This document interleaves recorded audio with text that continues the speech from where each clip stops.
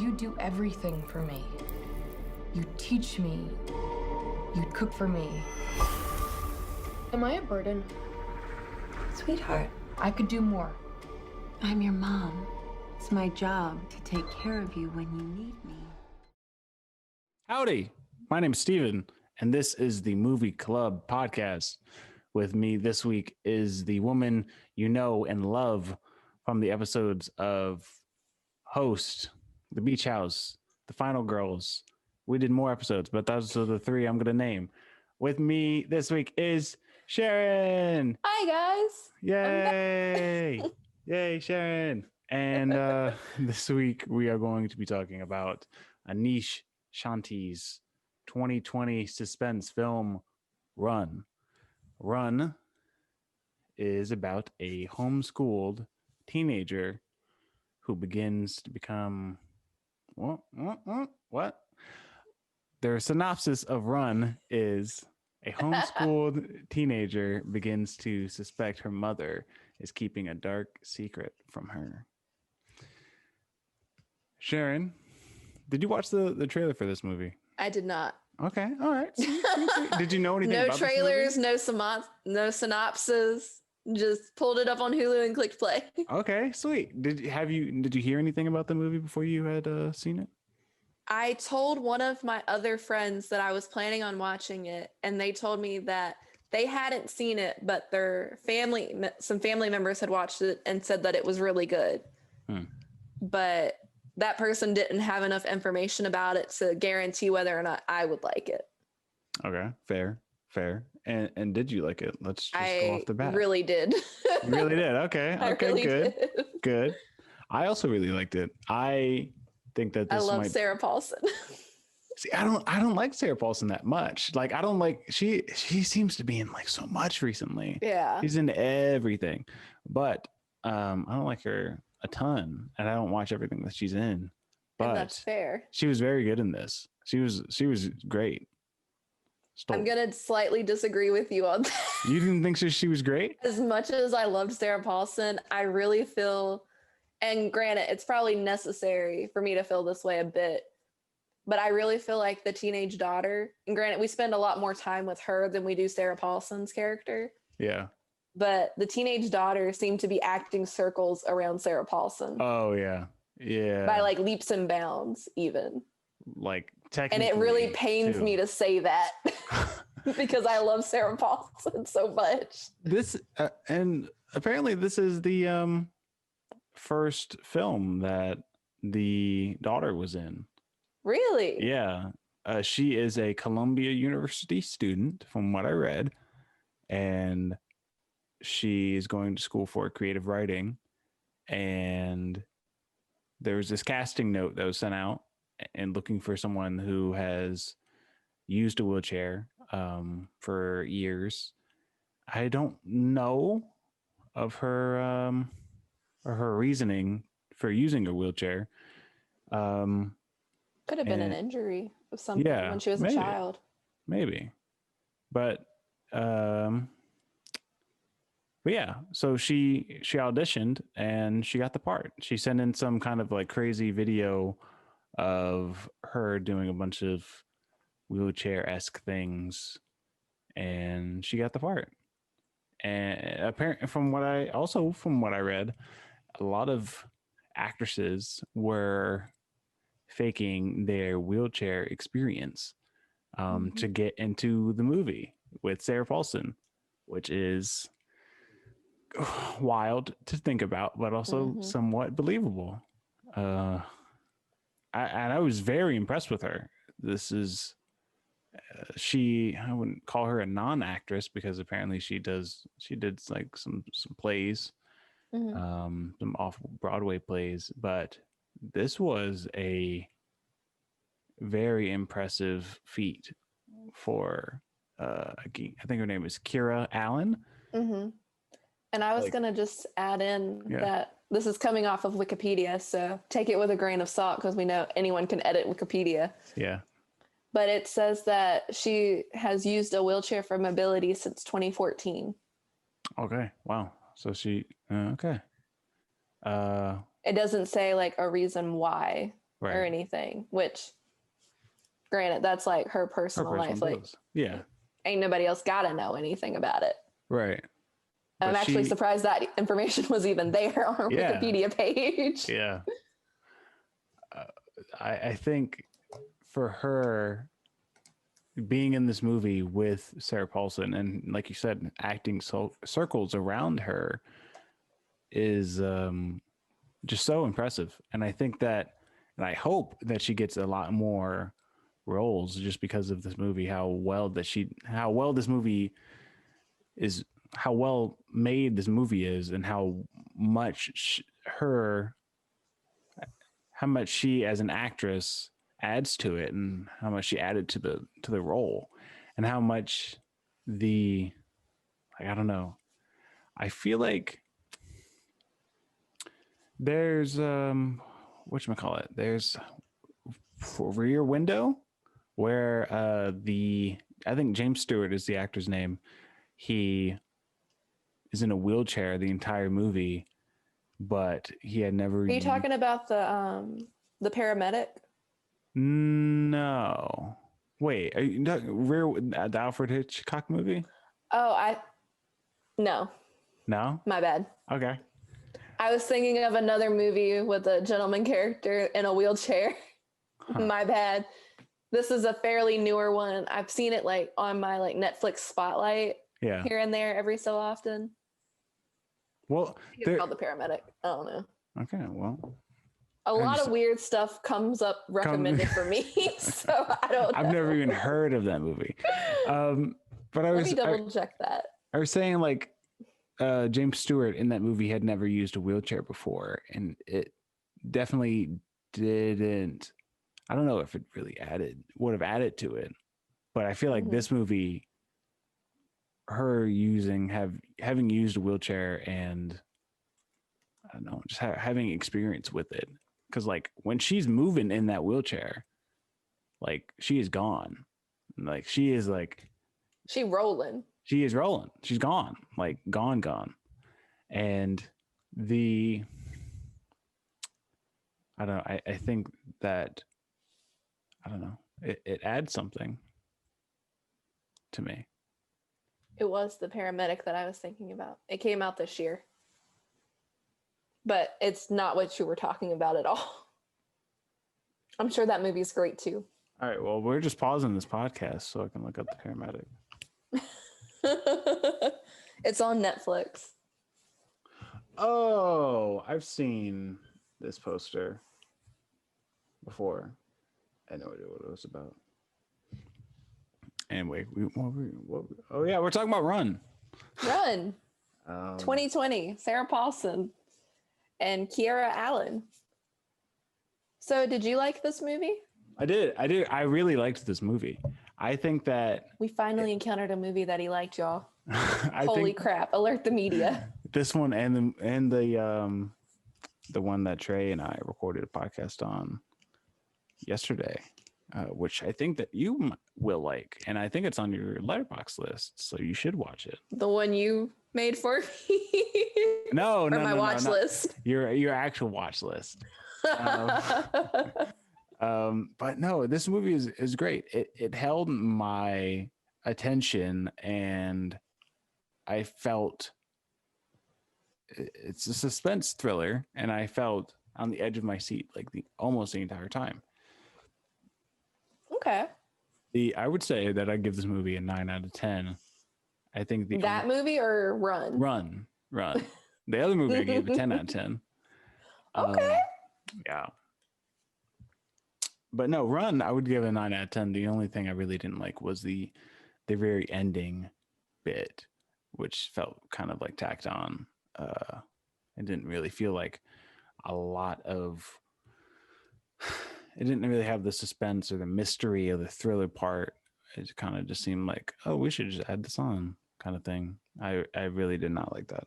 But the rest of the movie is fucking great. Like there's parts where I was like, holy shit. I said holy shit out loud, because it's just, and it's, the movie is, the energy that is going oh God, what am I trying to say?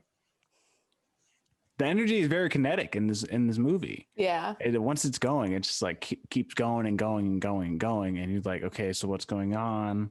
Oh, that's what's going on. That's weird. Oh no, this thing's gonna happen. Oh God, oh God, oh God, and then it's like it doesn't happen, or it does happen.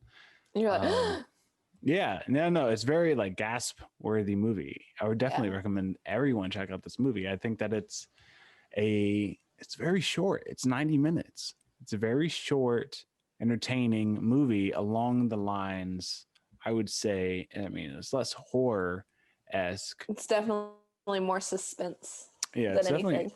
Yeah, I wouldn't say that. Maybe a slight bit of a thriller. Yeah, that's It's why more I drama yeah, than that's why. anything. At the beginning, I was like, okay, it's a suspense movie. People were saying like, oh, it's a horror mystery thriller, and I was like, I kind of just feel like it's just a suspense movie. Yeah, It's like drama horror with like a dash of thriller yeah, bits. right. This feels like a modern day Alfred Hitchcock movie. Besides, I like it way more than any Alfred Hitchcock movie I've ever seen.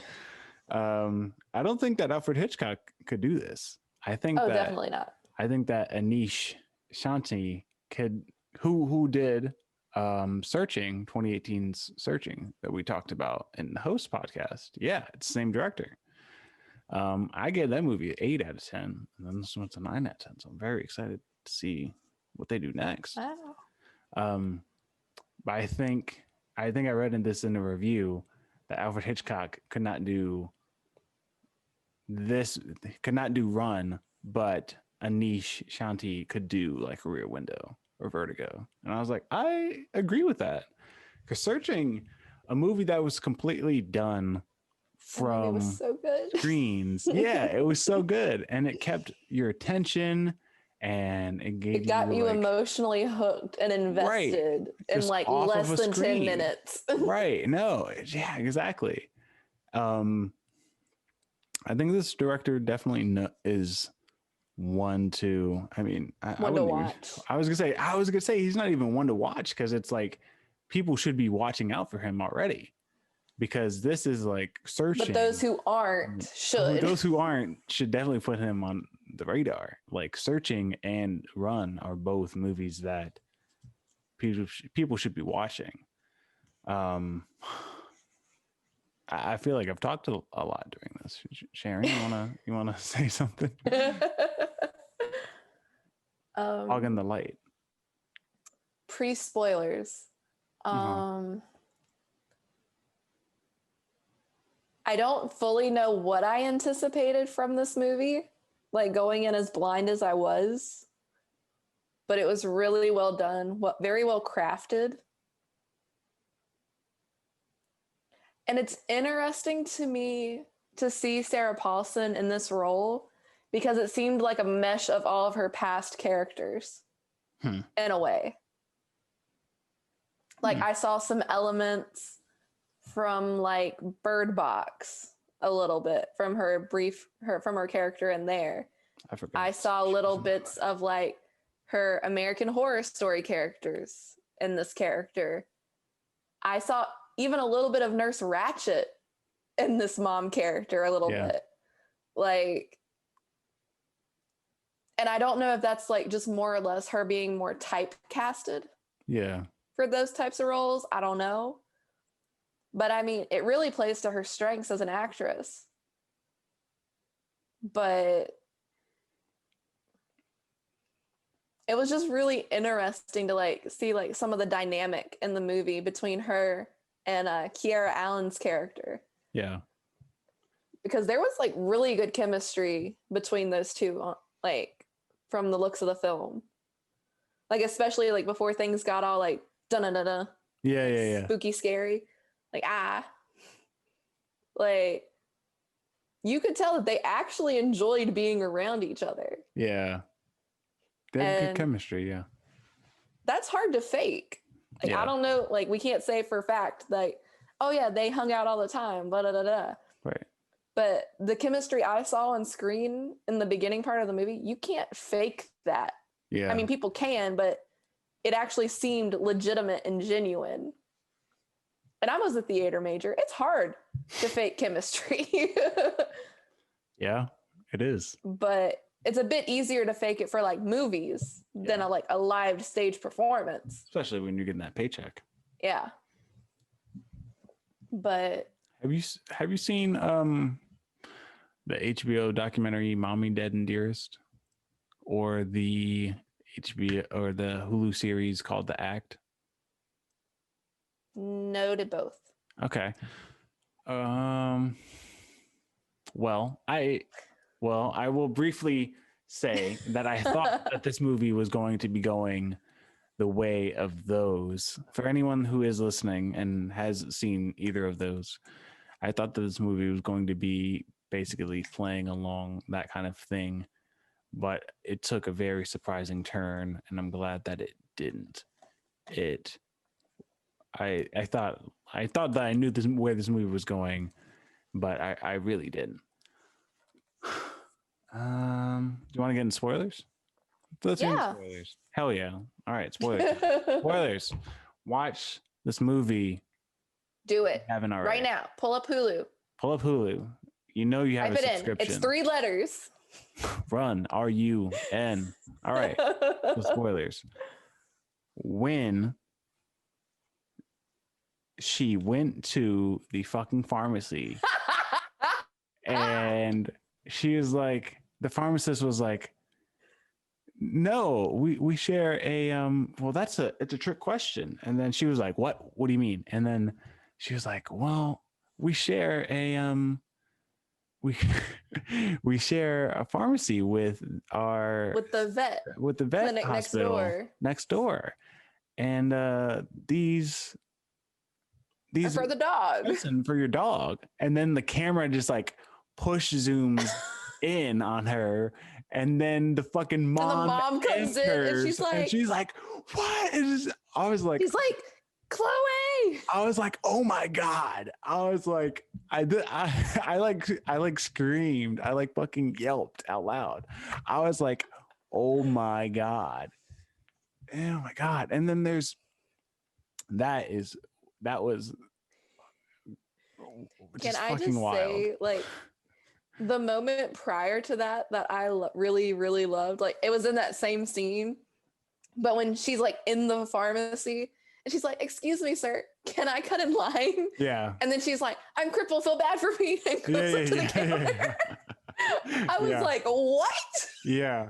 And then like, no one said anything. No one said anything. And then she oh my god. And then I love how the guy was like, no, absolutely not. And then he was like, oh, of course you can. that was a good moment. This movie is, I was like, goodness gracious. The way that this movie, that the lines are delivered in this movie are so flawlessly. Yeah, they're just so flawless. Done. And then the moment right after that, oh my god, no! I was like, oh my gosh, so she's gonna get help, and I was like, where's the movie gonna go from here?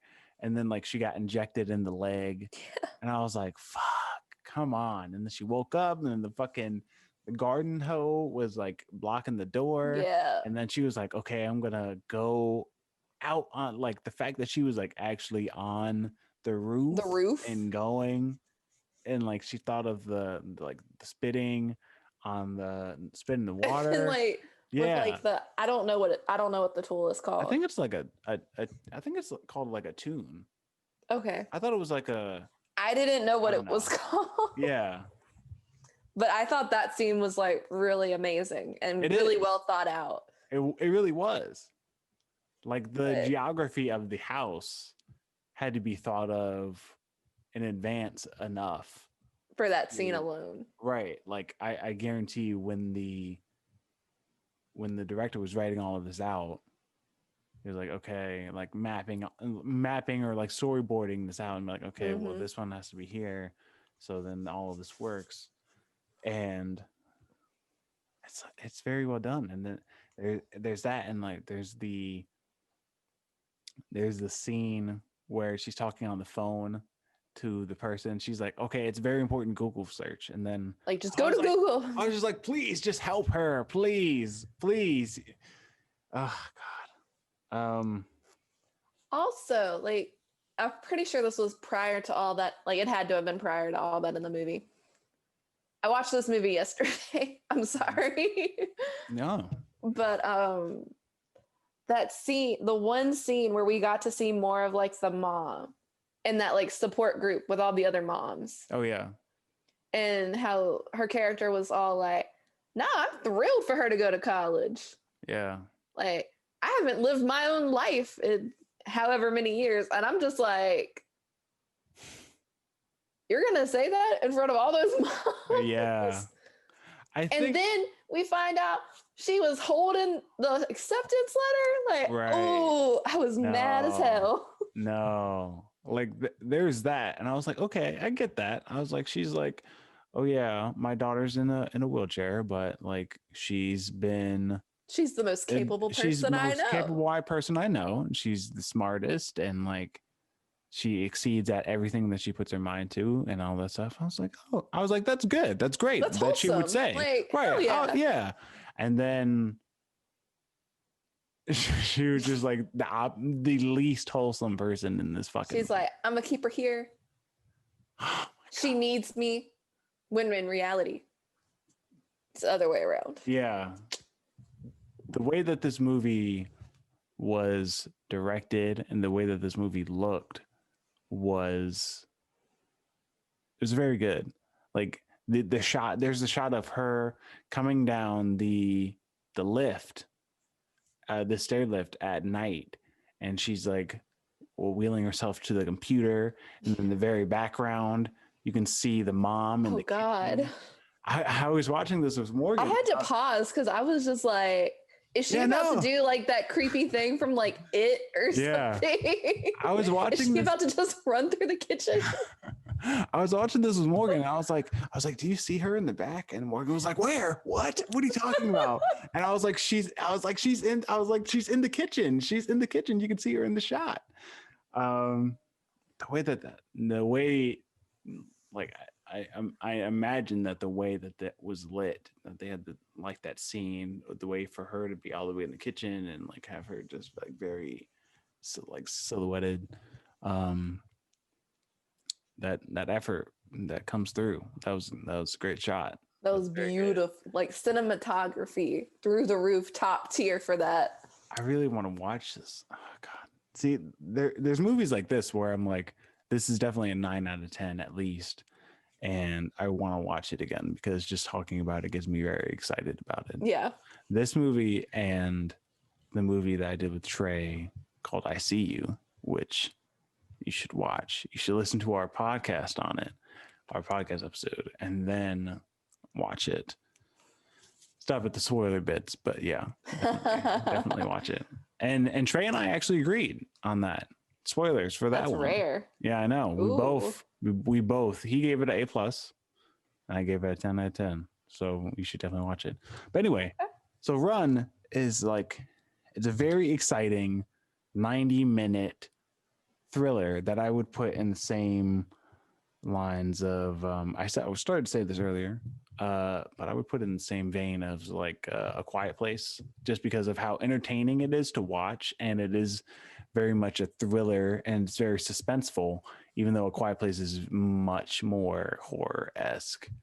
But yeah, just I really like these short, suspenseful, entertaining movies that have like those two right there. I mean, and then there's like Host, which it was like 51 minutes or something like that, which is a lot different. 57 is 57. 57 if you include the credits. Okay, copy. Okay, that one. Okay, so like I was talking about that movie earlier today to one of my friends. So that one's a little bit different, and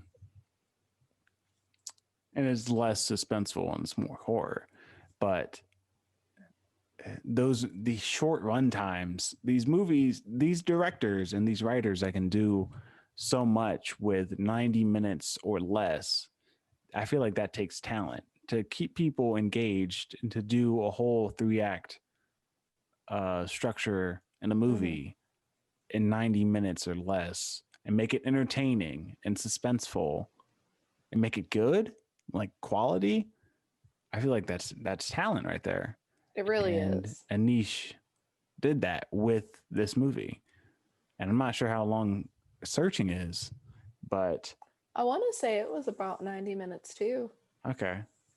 Hold on. It definitely did with Searching too. Oh, actually, it was 102.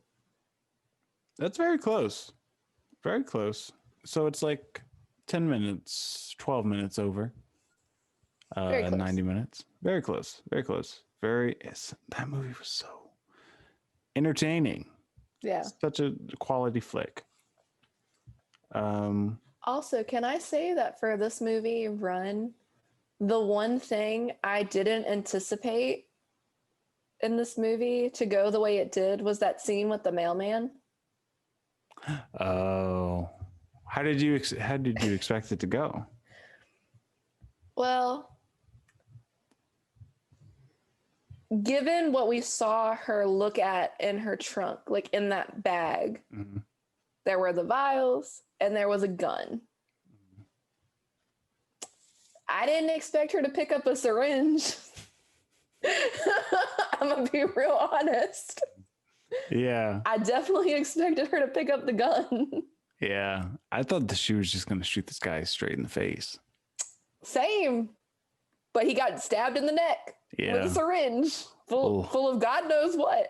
Yeah. And then, oh my God.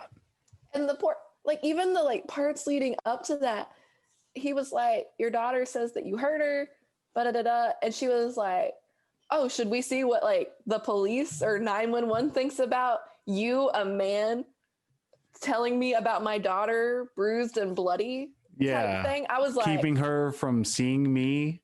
I was like, oh my gosh.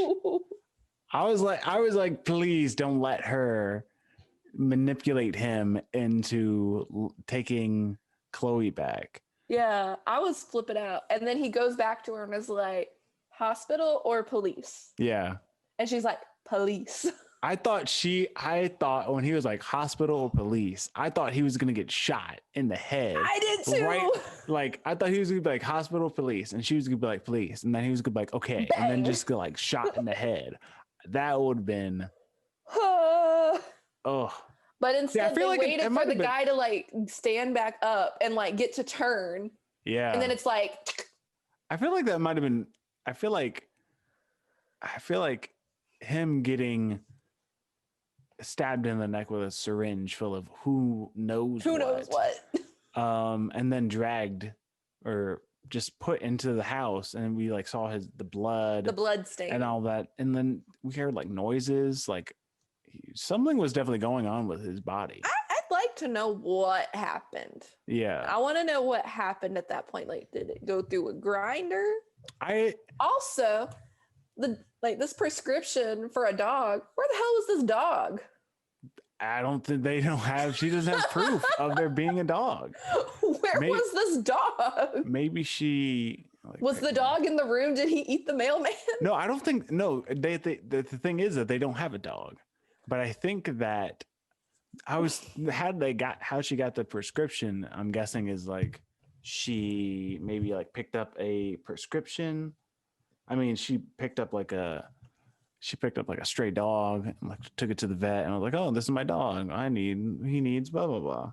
Like, also, that's my going guess. From that, this could just be like where I've got roommates in pharmacy school and everything here where I'm at. Mm-hmm. And one of my roommates has a dog who's on prescribed medication for various health effects. Mm-hmm. And I'm fairly confident, like I can't check right now because that roommate and her dog are back home with their family because of the break. But I'm fairly confident when a dog is prescribed medication, it has the dog's name on it. I don't think it has the person's name on it. Yeah. Like I'm like 96% sure that I'm right on that. You're probably right. No, you're probably I could be wrong. I'm not 100% sure. And it's like I said, I can't go check because she took all the dog's medication with her. Right. But I'm fairly confident that they put the dog's name on that prescription, not the human's name. No, I feel like So that probably mom right. was definitely prescribed that for something. Yeah. There's no way that that was for a legitimate dog, or it could have been, and they just didn't think it through that to that degree. Yeah, I think Maybe. I don't know. That might just be a movie mistake kind of thing. But I was thinking more about that like earlier this morning, and I was like, that really bugged me. Yeah. See, that's one of those minor things where it's like in real life, you know the answer. You know it wouldn't be like that in real life. Yeah. So yeah, it bothered you. Do you have anything else to say about this movie?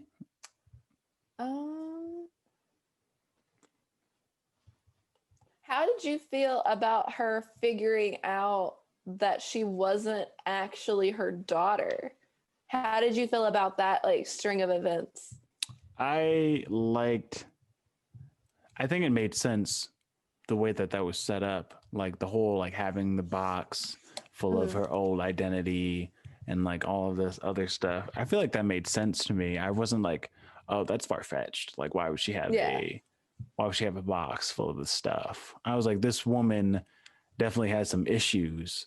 So she would have like proof. The mementos, yeah, for lack of a better word to utilize for that. And it seems like most people in real life and in movies like this, they do have those kind of like, oh, I got away with this thing, and I'm gonna keep this as like a trophy, right?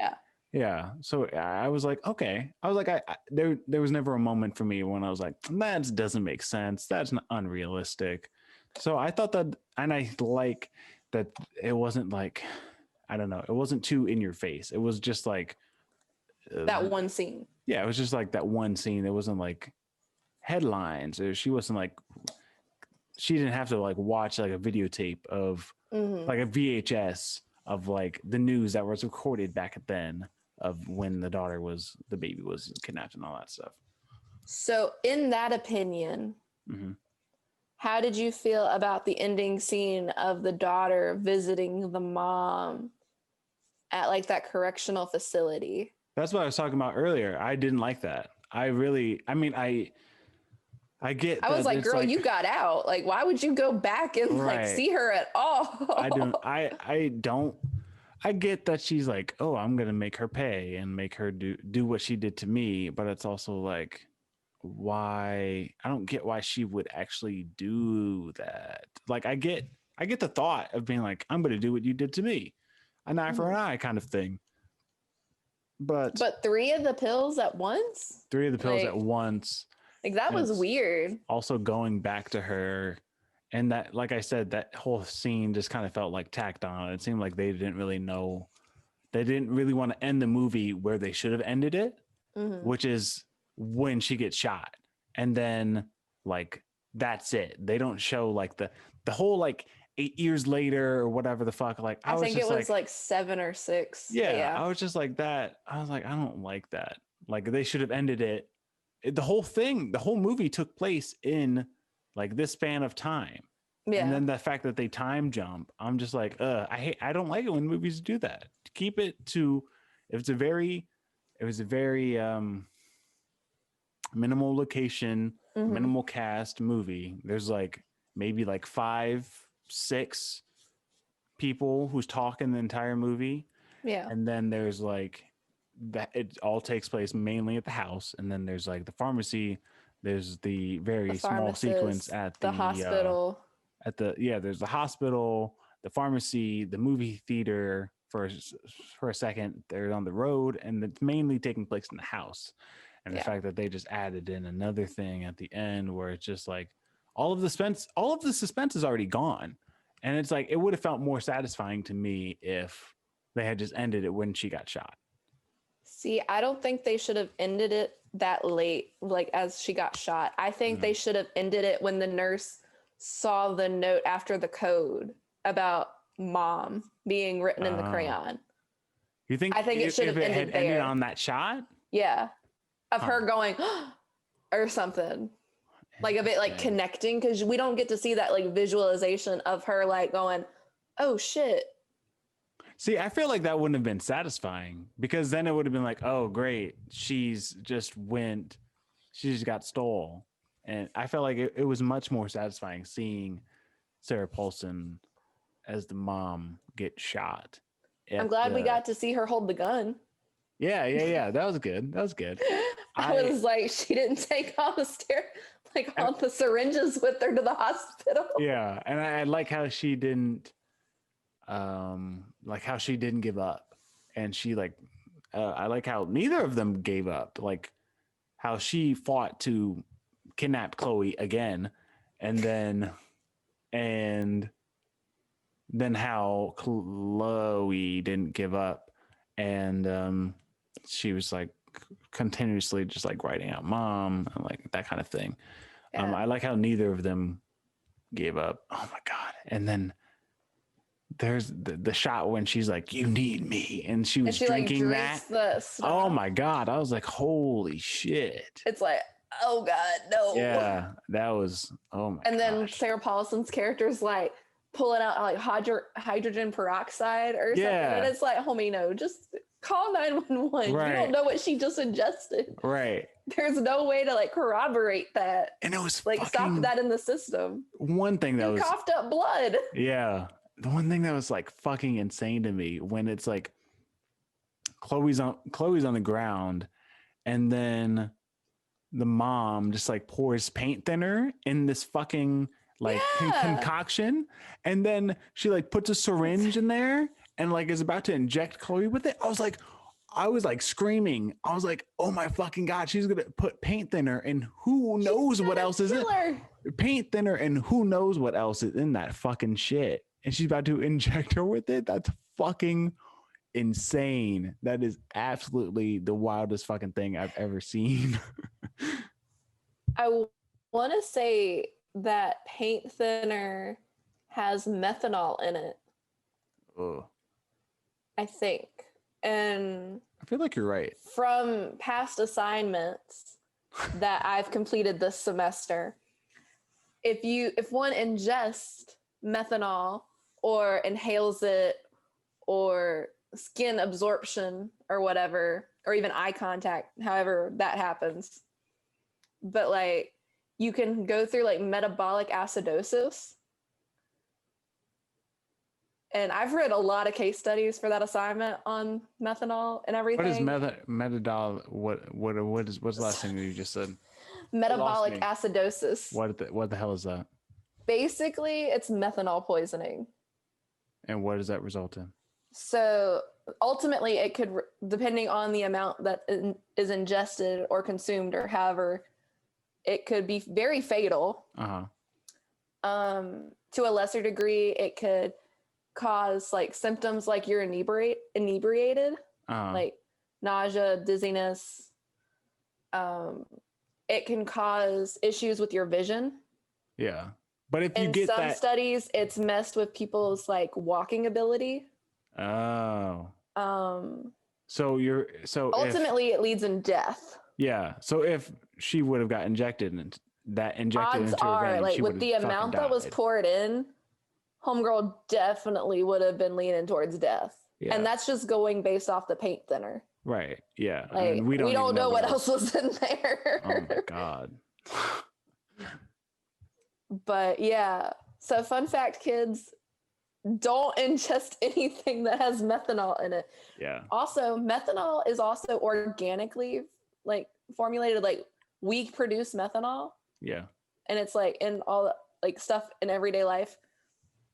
But and it's like in those forms, it's not like volatile to us until it gets to be like these solvent type creations that we need, like windshield washer fluid, paint thinner, various other things, like just off the top of my head, like don't ingest these things. Yeah, don't ingest these things. That's the name of this Take it from episode. the public health student who wrote the papers. Don't do it. We're going to put a disclaimer at the beginning of this episode. Please do not ingest paint thinner in any kind of way. Don't ingest it. Don't put it on your skin. Don't put it.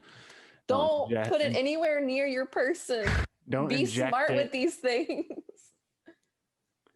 Oh my God. You could die.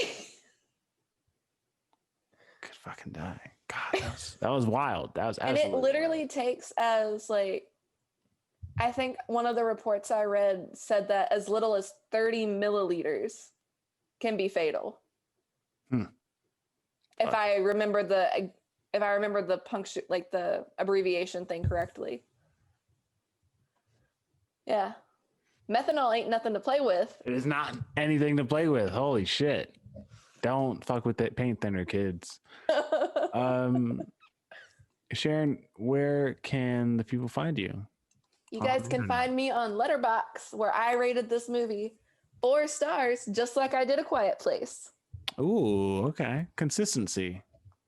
I went back and checked when you talked about A Quiet Place because I was like, what did I rate that movie? And it was 4 stars. See, I think that I rated A Quiet Place 10 because that movie's fucking fantastic. It definitely deserves more than 8 stars, but I'm not gonna hold that against you. I mean, I think that there was just like a couple of like caveats in the film that bothered me, and I couldn't get past it. Yeah. Like in A Quiet Place and in this one. Yeah. I just can't remember. I think it might have. One caveat was definitely the dog prescription. Because there was no dog.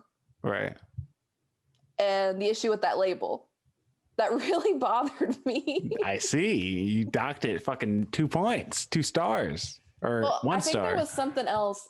Maybe it was the other thing. Like we didn't know what else was in that concoction on the stove. That's the thing. We didn't even need to know. It was paint thinner and like it was like black liquid. Listen, it looked like tar. I needed to know. I needed to know. Well, there's also I wanted to know how much methanol was in that product, Stephen. Was it all paint thinner? Was it nothing and then paint thinner? See, that's I don't know. It was some kind of black tar like liquid, and there's some other substances around, or like some kind of like powder or something. Mysterious things. There's some kind of mysterious thing she was going to get injected into her, plus paint thinner. You can find me on Letterboxd at Cut to Black Film, CUTTO Black. Oh wait, no, it's not. It's just Cut to Black. Fuck. Whatever. It doesn't matter. And I'm Sleepy Sharon. She's Sleepy Sharon. I'm Cut to Black. And you are a very valued person for listening to this whole episode. Thank you so much for joining me and Sharon on this wonderful ride that was Run. Thank you, Sharon, for joining me for this episode. Of course. I'm glad that Sarah Paulson was in one of the final movies I'll get to review with you. Well, it's not over yet. It's not over yet. We could possibly be doing more in the future. Maybe. At some point. I don't know. So again, thank you to everyone for listening. I really appreciate it. I'm sure Sharon appreciates it. Trey appreciates it. And I know Shakis appreciates you listening to this episode that he edited. What a fucking segue that was. Wow. This episode was also produced by Trey D. Price. Make sure you come back next Wednesday for another episode of the Movie Club podcast. Because you already know it'll be great. It'll be great. Bye-bye. Bye. Are you okay, Mom? Of course I'm okay. I have you.